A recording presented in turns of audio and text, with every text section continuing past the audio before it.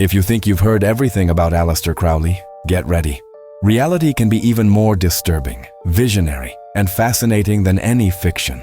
Just imagine, a man accused of summoning demons, of speaking with entities from other worlds, of influencing secret wars and manipulating crowds with forbidden rituals, inspiring rock stars, films, conspiracy theories, and even UFO culture.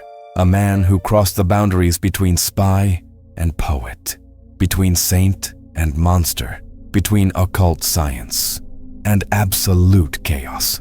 Today, you're going to dive into secrets and facts that most people never dared to tell. Conspiracies, scandals, magical experiments, enigmatic codes, interdimensional contacts, mysterious deaths, and rituals that forever changed the course of history. Get ready to enter a labyrinth of enigmas, where nothing is what it seems, and where the truth may be even more extraordinary than the myth. But not everything was rosy in the life of this controversial genius. Crowley also faced moments of depression, poverty, and disillusionment. I structured this video documentary in chapters so you can explore, study, and revisit it whenever you want. But trust me, you won't want to miss a single detail of this journey. Don't blink, don't skip. Every fragment of this video can rewrite everything you think about magic, power, and the true history of the 20th century. This video is the result of many years of study and research. I am not here to stir up controversy. I seek to respect every tradition and every person, regardless of ideology or spiritual belief. Your support is essential for us to keep producing. So I ask you, share this video in groups, on social media, and with your friends. We depend on your support for our content to stay relevant on YouTube. Drop a like before you forget, and comment below. What do you think? Was Crowley a misunderstood genius, a fraud, or someone who knew secrets the world is still not ready to hear? I am Gabriel Alexandre, and you are inside the Esoterica Mind Portal. In this video, we will cover Crowley's life from age 39 to his death at 72. In the previous video, we explored his life from birth up to his arrival in the United States. You can watch the previous video and come back to this one later, but I also made this video so you can understand everything on its own. If you prefer, you can start here and then watch the previous one. Arriving in the United States in the fall of 1914, Crowley immediately dove into Manhattan's bohemian and esoteric circles, but surprised former admirers by publicly getting involved with the newspaper The Fatherland, one of the main pro-Germany propaganda outlets on American soil. Between 1914 and 1918, Crowley published dozens of provocative articles, sometimes satirizing British politics, sometimes defending the German cause, attitudes that scandalized his compatriots and raised suspicions even among close friends. Decades later, however, documents, letters, and testimonies shed new light on this enigma. Historians like Richard B. Spence in his book Secret Agent 666, 2008, present strong indications that Crowley may have been recruited by the British Secret Service, MI6, to act as a double agent. His mission? Infiltrate German-leaning circles, win the trust of propagandists, and then ridicule, sabotage, and demoralize the enemy cause, all with a typical dose of magical theater, sarcasm, and chaos, his signature style. Crowley's genius was to use his CEO's own ambiguous, eccentric persona to blur the boundaries between art, politics, magic, and mass manipulation. The documentation was never officially confirmed by the British government, and Crowley himself kept silent or answered with riddles until the end of his life. But personal letters and contemporary accounts suggest that between 1915 and 1918, Crowley informed British agents about suspicious activities, used occult codes in correspondence, and, with his provocative style, turned articles and columns into true rituals of symbolic subversion. Some scholars claim he helped create media scandals that exposed frauds and exaggerations on the German side, becoming a kind of agent of chaos in service of England, albeit in an absolutely unconventional way.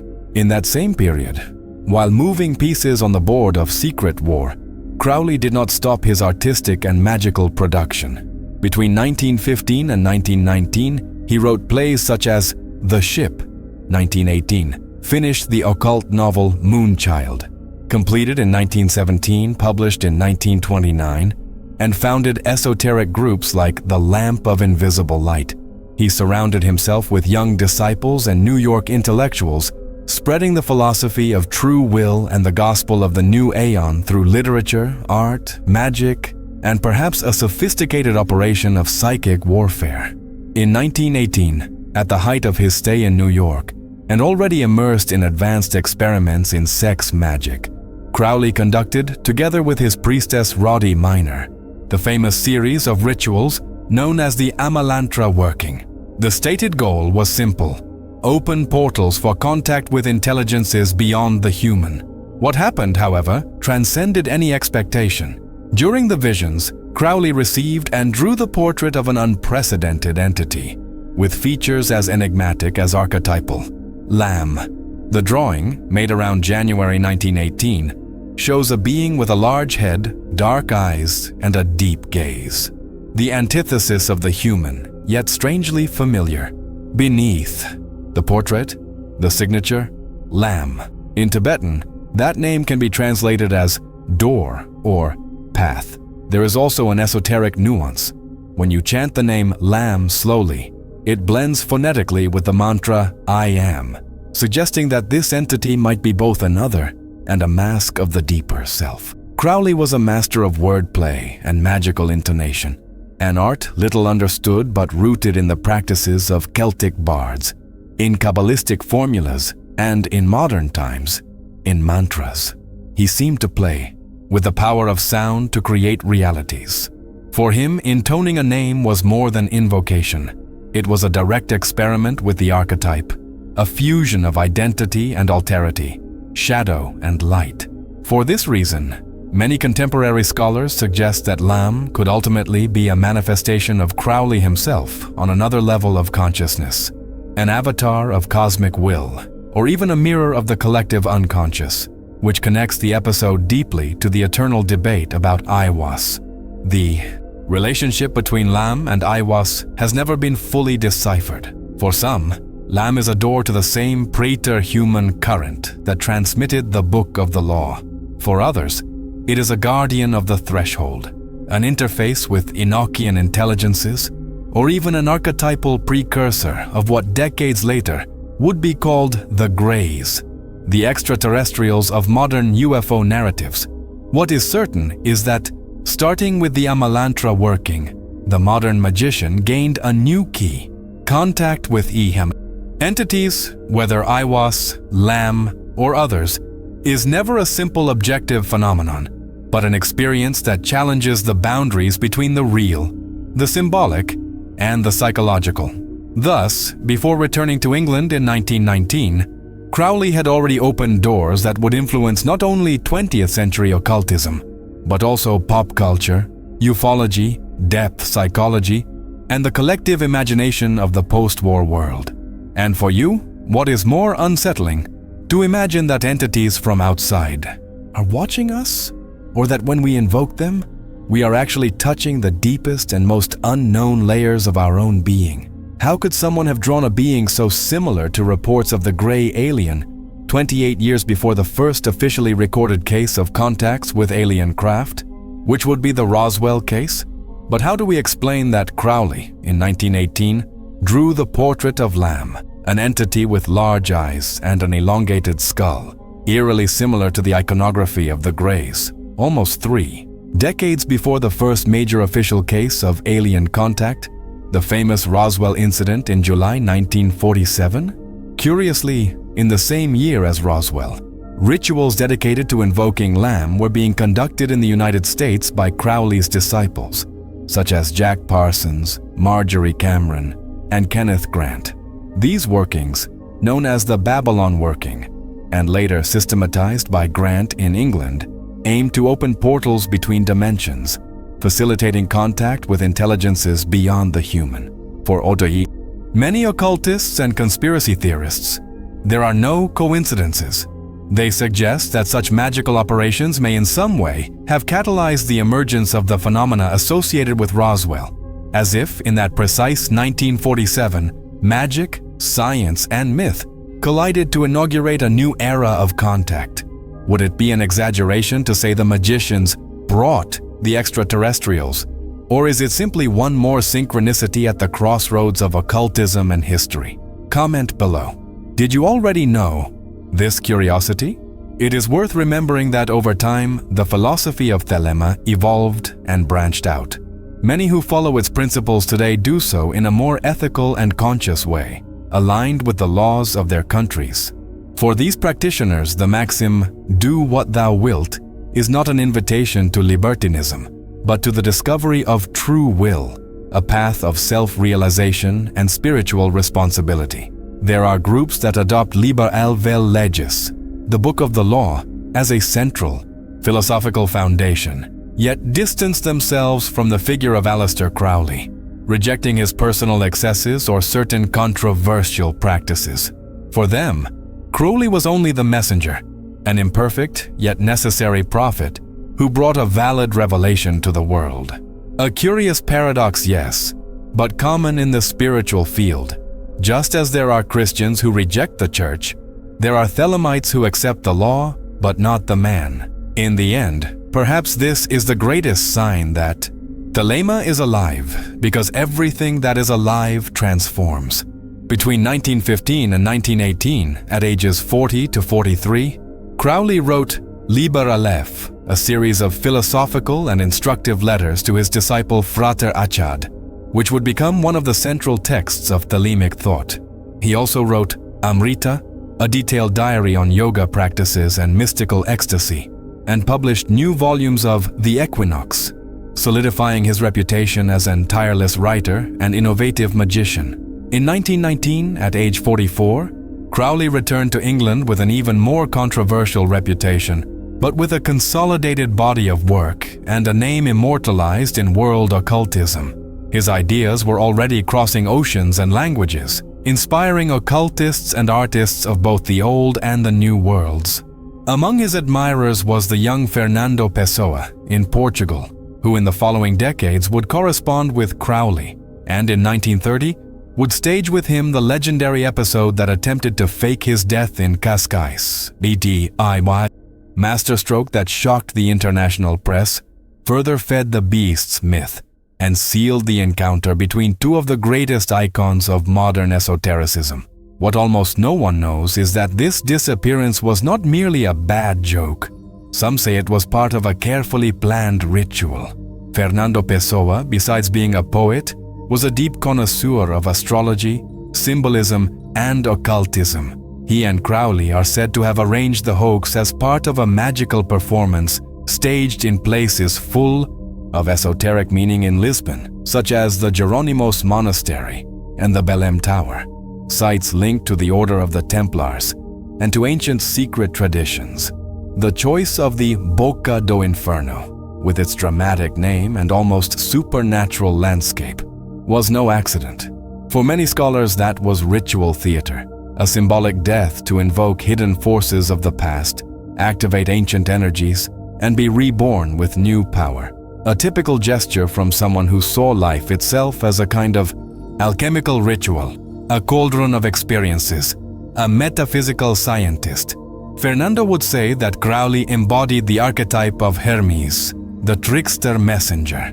Between 1910 and 1919, a decade as tumultuous as it was brilliant, Aleister Crowley wrote and published more than 15 foundational works of modern occultism, cementing his name as one of the most prolific and controversial authors of his generation. Among the most notable publications from this cycle are several volumes of the Journal The Equinox, Volani numbers 5 to 10, released between ages 35 and 39, including magical instructions, practice diaries, and yoga treatises. The enigmatic The Book of Lies, 1913, at age 38, a central text for sex magic and for the Otío. The play The Ship, 1918, age 43. The esoteric novel Moonchild, completed in 1917, age 42, published in 1929. And the instructive Liber Aleph, composed between 1917 and 1918, ages 42 and 43, published posthumously. In addition, Crowley wrote numerous short manifestos, diaries, political essays, and ritual texts, such as Liber 15th, Gnostic Mass, 1913, age 38, as well as the experimental Amrita, his diary about mystical ecstasy and yoga practices, also written around ages 42 to 43. This uninterrupted production, published in limited runs or circulating among his disciples, would become the foundation of the Thelemic system and a source of inspiration and scandal for artists, magicians, and rebels in the decades to come. Kavi, you read any of these books? If so, what did you think of them? In 1919, at age 44, Aleister Crowley returned to England carrying a load of experiences, scandals, and texts that already positioned him as the most feared and revered magician in the West. Post-war Europe was a landscape of trauma and disbelief. The old certainties had collapsed, and a new generation sought meaning in art, occultism, and radical philosophies. The environment was ripe for Crowley's work to find an echo, and also for his figure to become an object of both fascination and hatred. Crowley's genius was not limited to founding orders or writing treatises. He was the first to create, in the West, an integral and modern method of magic, combining near-scientific precision with the deep symbolism of ancient rituals. His greatest innovation may have been making experimentation and self-knowledge the true engines of spiritual evolution. For Crowley, magical practice required rigorous record-keeping. The magical diary became his main instrument, where every ecstasy, failure, dream, or insight was analyzed with relentless honesty. Almost like a psychological experiment, he introduced techniques of yoga, breathing, concentration, and visualization, and linked all of it to Kabbalistic, planetary, and alchemical practices, abolishing the separation between East and West. He was a pioneer in treating sex as a magical key, taking it out of taboo and turning it into a method of self-transformation. He reformulated rituals, adapted ancient symbols, and tested hypotheses, always under the principle that blind faith should be replaced by constant self-research. This approach made magic a path for people from any background, influencing everything from Wicca to chaos magic, from scientific esotericism to transpersonal psychology. For all these reasons, Crowley is seen not only as a controversial figure, but as a great watershed. He opened the doors to modern magic, updating the past and challenging future generations to seek, above all, true will. He decentralized much occult knowledge and popularized it, investing much of his fortune in orders and secret teachings. During his life, he earned little from his works, and much of his recognition and popularity came after his death. Between 1920 and 1923, from ages 44 to 47, Crowley began perhaps the most legendary and controversial chapter of his life, the founding of the Abbey of Thelema in Cefalù, Sicily. Inspired by Renaissance monasteries and by Rabelais's Abbé de Theleme, Crowley envisioned a place for fully living the law of Thelema. Do what thou wilt shall be the whole of the law. The site quickly attracted artists, writers, magicians, and adventurers from around the world, eager to join the radical experiment in freedom, self-knowledge, and magical ritual, and also drawn by the promise of breaking taboos, experimenting with drugs, sex, art, madness, and transcendence. Daily life at the Abbey of Thelema was intense and chaotic. Every day began with yoga practices, meditation, magical diaries, studies of Kabbalah, and invocation sessions. Crowley, now 45 and 46, led Thelemic rituals, promoted exercises in sex magic, and encouraged unrestricted self-expression. There, he also developed the final versions of the Gnostic Mass, the rituals of Liber Resh, and several magical instructions that would later become pillars of Thelemic teaching. The atmosphere was creative, but also tense. Many residents succumbed to drug abuse, emotional instability, and their own inner shadows. The peak of the Abbey's controversies came in 1923, when the young British poet Raoul Loveday died of dysentery, allegedly after drinking contaminated water. The scandal was immediate. Loveday's mother, supported by British newspapers, launched a campaign to expel Crowley from Italy. Benito Mussolini himself, then in power, ordered Crowley summarily expelled. At 47, Crowley left Cefalù, and the Abbey of Thelema dissolved, becoming a legend in the history of modern occultism. After the Abbey dissolved, a new chapter opened in Crowley's path through international occultism. With the death of Theodore Reuss in 1923, Crowley finally assumed the highest office of the Ordo Templi Orientis, the OTO, being officially recognized as outer head of the order, the worldwide leader. Under his leadership, the OTO underwent a deep reform. The rituals were revised in light of Thelemic philosophy. The Gnostic Mass was adopted as the central ritual, and sacred sexuality became one of the pillars of initiation. Crowley expanded the order's influence through Europe and the Americas, consolidating the OTO as the primary Thelemic society in the world, and one of his greatest legacies to modern esotericism. And you? Would you agree to live at the Abbey of Thelema? I do not think I would have the courage, honestly. From 1923 onward, after being expelled from Italy in the Abbey scandal, Crowley lost his last stable source of regular income, the donations from adherents who had lived with him in Sicily. The scandal ruined his reputation in wealthier social circles, making it difficult to publish his works and even to stay at hotels or with influential friends. Between 1923 and 1929, he survived thanks to loans, small inheritances received in installments, and donations from disciples, especially from the OTO, along with occasional payments from the rights to his books, which never sold in large print runs while he was alive. In the late 1920s and early 1930s, things got worse. Crowley was living in cheap hotels and was sometimes evicted for non-payment. He sold personal belongings, original manuscripts, and even old furniture to pay for meals. In this period, Crowley paid for all his excesses, facing health problems, depression, and disillusionment. Crowley was a man of extremes.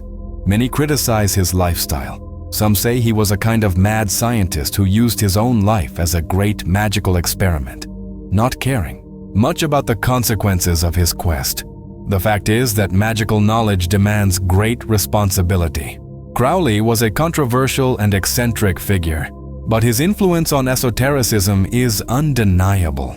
In the early 1930s, from ages 55 to 60, Crowley lived in Paris and Berlin, frequenting cafes, artistic circles, and occult groups.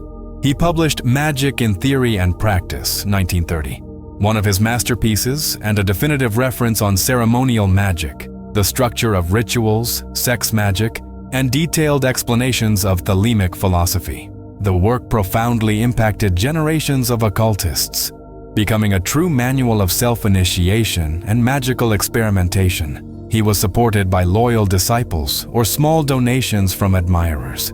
Even so, he did not stop creating. In the 1930s, he released additional volumes of The Equinox, autobiographical writings such as confessions, essays, treatises, and thousands of letters, and he kept intense correspondence with young occultists worldwide. From 1935 onward, around age 60, Crowley renewed contact with the international OTO, collaborating with Karl Germer, Frater Saturnus, and helping consolidate the order as the main Thelemic society worldwide. He wrote letters, revised rituals, guided disciples, and supervised new editions of his central texts. Crowley's influence extended beyond Europe. Disciples in the United States, South America, South Africa, and Australia began to replicate his work, adapting Thelema to local cultures. During the Second World War, already over 65, Crowley lived in London in precarious conditions. He went hungry, was evicted from apartments, and survived thanks to the generosity of former disciples and small book sales. Even so, his circle of influence continued to grow. Writers, musicians, esotericists, and even figures within the intellectual establishment sought his advice, manuscripts, and guidance on the left-hand path, sex magic, and tarot. He released the Thoth Tarot with Lady Frida Harris between 1943 and 1944, and spoke often about the true nature of will. Physically debilitated, Crowley never withdrew from the magical scene. In 1944, at age 68, he published The Book of Thoth, a definitive treatise on tarot, Kabbalah, astrology, and magic, accompanied by the Thoth deck, one of the most revered artistic and symbolic creations of the 20th century. In the same period, he revised and updated Liber Aleph, Magic Without Tears, and many other treatises, consolidating his final body of work. During the 1940s, Crowley and Lady Freda Harris worked together to create not only a book, but also a new tarot deck, the famous Thoth Tarot. Crowley wrote The Book of Thoth in 1944, a work detailing the symbolic, philosophical, and magical correspondences of each card. The deck, illustrated by Lady Freda Harris under his direct guidance, would not be published as a complete physical set until 1969, more than 20 years after both had died. Even so, the book became a definitive reference on modern tarot, and together with the deck, it is considered one of the greatest artistic and esoteric contributions of the 20th century. In 1945, at age 70, Crowley witnessed the end of the Second World War and the birth of the modern era. He watched with fascination as post-war youth adopted his philosophy of freedom, experimentation, and anti-moralism, elements that would soon explode in the 1950s, 60s, and 70s with the rise of counterculture, rock, psychedelic drugs, experimental cinema, and the sexual revolution. In his last years, between ages 70 and 72, he lived in Hastings, a coastal English town, accompanied by a few loyal people, including Lady Freda Harris, Gerald York, and Carl Germer. He kept a routine of writing, revisions, and small daily rituals, even in fragile health. At the end of 1947, after a long struggle with chronic bronchitis and heart problems, Aleister Crowley died on December 1st at age 72, in poverty, yet fully aware of his historical importance. Aleister Crowley's funeral, held in Brighton on December 5th, 1947, was anything but discreet. In the crematorium chapel, a small group of loyal disciples gathered to pay their last respects to the most controversial magician of the 20th century. Following instructions left by Crowley, they recited passages from the provocative Hymn to Pan, verses from the Book of the Law, and excerpts from the Gnostic Mass, texts forbidden to some and powerful to others. Crematorium staff were shocked. A local journalist, impressed by the ritual, did not hesitate to call the ceremony a Black Mass. In the next day's paper, the scandal quickly engulfed Brighton, and within hours, the news spread across England. The wickedest man in the world had departed with one last scandal. Some say, though no one has ever confirmed it, that as Crowley's coffin descended into the cremation furnace, Brighton's sky darkened and the wind blew hard, as if nature itself were taking part in the farewell. Was it a storm, or just one more of the many legends surrounding his life and death? Over the years, Aleister Crowley's death, like his entire life, became surrounded by enigmatic rumors and legends that feed his myth even more. Although official records indicate a peaceful death in his bed, weakened by age and respiratory disease, many believe his last breath was taken in the midst of a secret ritual, or that his last words were an enigmatic whisper. I am perplexed, as if life were so intriguing that, even in his final breath, he was still learning. Crowley wrote until his last days, leaving one of his greatest creations, the Thoth Tarot. With his death, the myth of Crowley expanded even more. In the following years, his image resurfaced on album covers, in song lyrics in books, films, comics, and magical rituals around the world. His influence became explicit in the works of musicians like the Beatles, David Bowie, Ozzy Osbourne, Iron Maiden, Led Zeppelin, with Jimmy Page buying Boleskine House on the shore of Loch Ness as a magical retreat, and Raul Seixas, who in Brazil is considered the father of rock, like Elvis Presley, here in the United States, and artists like Alan Moore and Grant Morrison, as well as entire movements such as chaos magic, Wicca, psychedelia, experimental cinema, modern tarot, and even pop occultism of the 21st century. Crowley believed in reincarnation and claimed to remember some of his past lives. Among the most revered by Thelemites is Ankhefen Khonsu, an Egyptian priest of Thebes in the 7th century BCE, whose funerary stela, the so-called Stele of Revealing, was identified by Crowley as a central point in the manifestation of the Book of the Law in 1904. For many Thelemites, this life represents a direct link between Thelema and the solar mysteries of ancient Egypt. Crowley also saw himself as the spiritual successor of Edward Kelly, the Elizabethan medium who, alongside John Dee, channeled the Enochian system of magic, knowledge that Crowley would deepen and ritualize in the 20th century.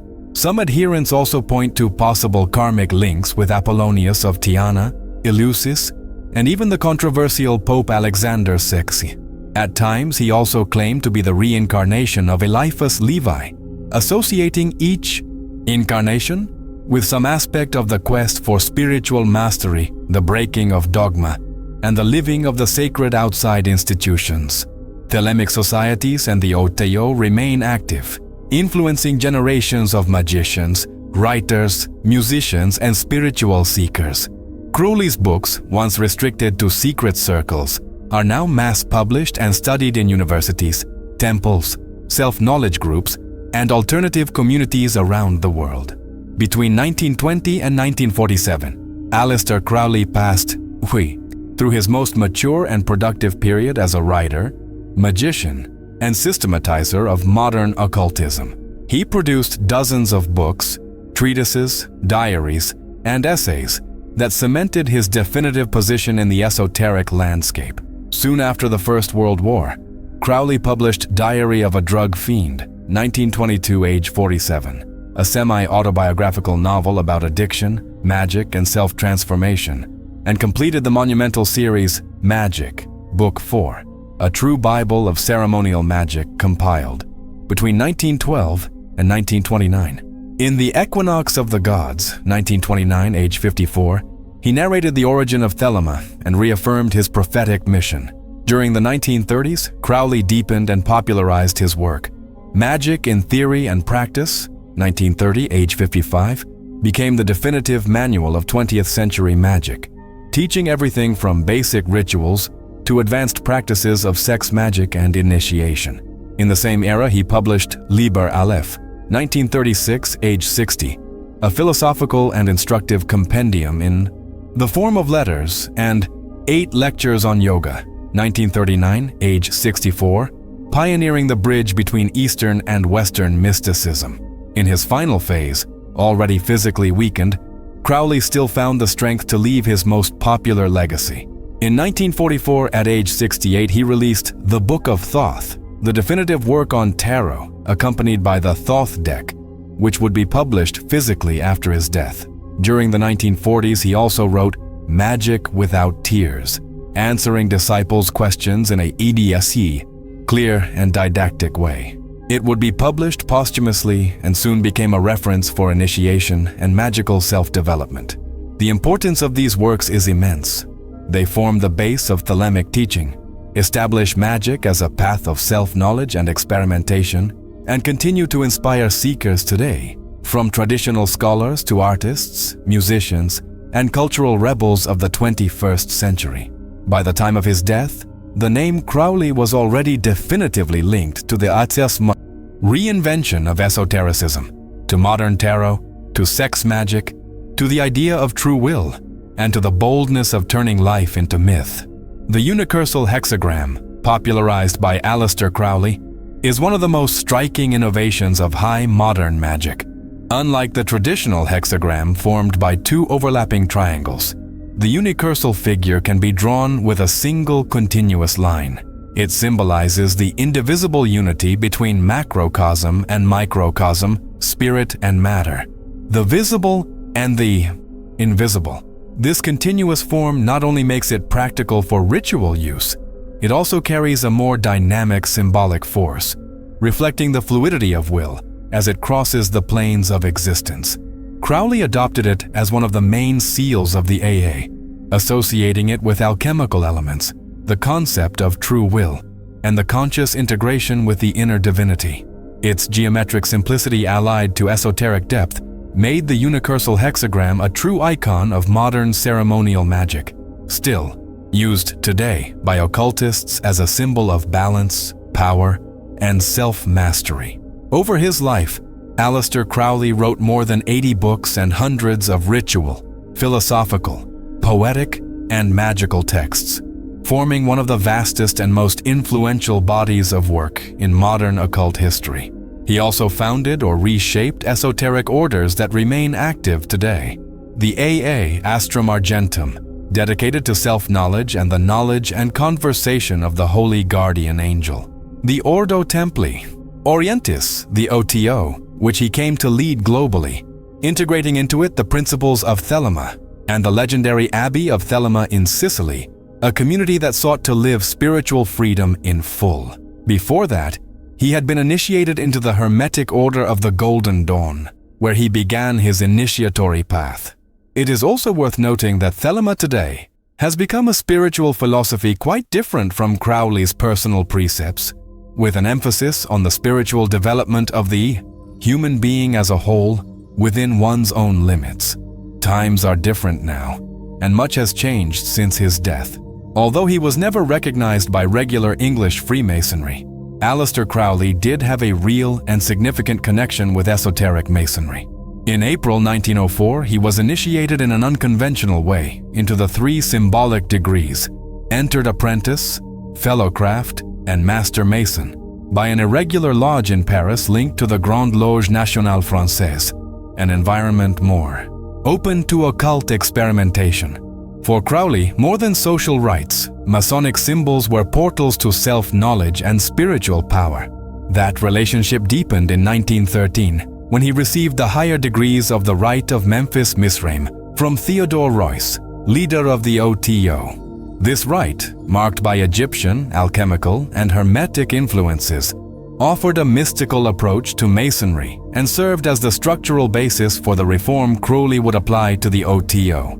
Fusing Masonic teachings with his philosophy of Thelema, sex magic practices, and spiritual initiation. Thus, even outside official Masonry, Crowley transformed that symbolic heritage into a whole new esoteric system, a kind of Masonry of the soul, where each degree represented a real stage in the ascent of consciousness. Between 1913 and 1947, Crowley continued to receive esoteric degrees, titles, and honorary positions in orders considered irregular, but he was never accepted or recognized by the major Masonic bodies in England, France, or the United States. Aleister Crowley's influence on the arts, music, and popular culture did not happen by chance. It stems from the deeply transgressive, symbolic, and liberating nature of his philosophy. By proposing that each human being should discover and live their true will, Crowley offered a radical alternative to the moral, social, and religious norms of his time, exactly the kind of idea that resonates with artists, musicians, and writers who challenge the status quo. His fusion of magic, eroticism, psychedelia, symbolism, and individual spirituality created a new aesthetic, mystical and rebellious at the same time. His enigmatic phrases fit perfectly with later generations coming out of a world of wars and crises, influencing even the hippie movement with the law of love, love under will, and do what thou wilt. Crowley's innovative legacy in occultism was not limited to his own work or to the philosophy of Thelema. He became a true catalyst for new ideas and practices, directly inspiring people and orders who created their own paths within Western magic. For example, Gerald Gardner, founder of Wicca, studied Crowley's rituals and texts, incorporating Thelemic elements into his tradition, which helped Wicca become the largest neo-pagan movement in the world. Israel Regardie, who worked directly with Crowley, systematized and modernized Golden Dawn rituals, making them accessible to a new generation of magicians. Jack Parsons, an engineer and pioneer of space exploration, a former NASA employee, applied the sex magic taught by Crowley and was responsible for the Babylon working, one of the most discussed magical operations of the 20th century. Kenneth Grant, a close disciple, developed the Typhonian branch of the OTO, integrating Eastern influences, lunar magic, and ufology into the thelemic system. Austin Osman Spare, who interacted with Crowley, eventually founded the principles of so-called chaos magic, where experimentation, creative freedom, and the use of sigils became central. Even Lon Milo Duquette, a contemporary author and magical educator, acknowledges Crowley as the main influence uniting tarot, Kabbalah, and modern practices. In the United States, one of the most influential figures shaped by Crowley's ideas was the psychologist Timothy Leary. He read Crowley closely and echoed the thelemic ethos in his own program of self-initiation, translating "do what thou wilt" into a call for disciplined freedom and personal responsibility. Throughout the 1960s and 1970s, Leary's books and lectures reframed "love is the law, love under will" as an ethic for a new culture of exploration, blending thelemic concepts with psychology, psychedelics, and emerging cybernetics. By urging people to discover and live their true will, Leary helped carry Crowley's vocabulary of will, initiation, and magic into the American counterculture and far beyond. In 2008, Bruce Dickinson, the lead singer of Iron Maiden, wrote a bold film titled Chemical Wedding, which proposes the reincarnation of Aleister Crowley in the body of a university professor in modern times. Directed by Julian Doyle, the feature mixes quantum physics, ceremonial magic, and science fiction in a plot that both honors and questions the magician's legacy. Though it did not achieve great commercial success, Chemical Wedding became a cult film among occultists, fans of esotericism, and followers of Crowley's legacy. Some praise its boldness, others criticize its heightened, theatrical tone. During the Second World War, Winston Churchill immortalized the two-finger gesture forming the letter V, the symbol of victory. Few know there are indications this gesture may have been inspired by Aleister Crowley. According to historian Richard B. Spence, author of Secret Agent 666, Crowley may have acted as an informal agent for the British Secret Service, applying his occult knowledge in strategies of psychological warfare. One such element would be the magical use of the V gesture, which for Crowley was not just a sign of victory, but a Kabbalistic symbol of power, banishing, and energetic resistance. There is no direct proof that Churchill and Crowley met, but there are strong indications that occultists close to the British cabinet, such as Dennis Wheatley, served as a bridge for that symbolic idea. Churchill himself never explained the gesture's magical origin. When Crowley wrote, "Love is the law, love under will," he was not speaking only of romance or passion, but of a broader, almost universal love, a feeling of acceptance and respect for oneself, for the other, and for each person's path.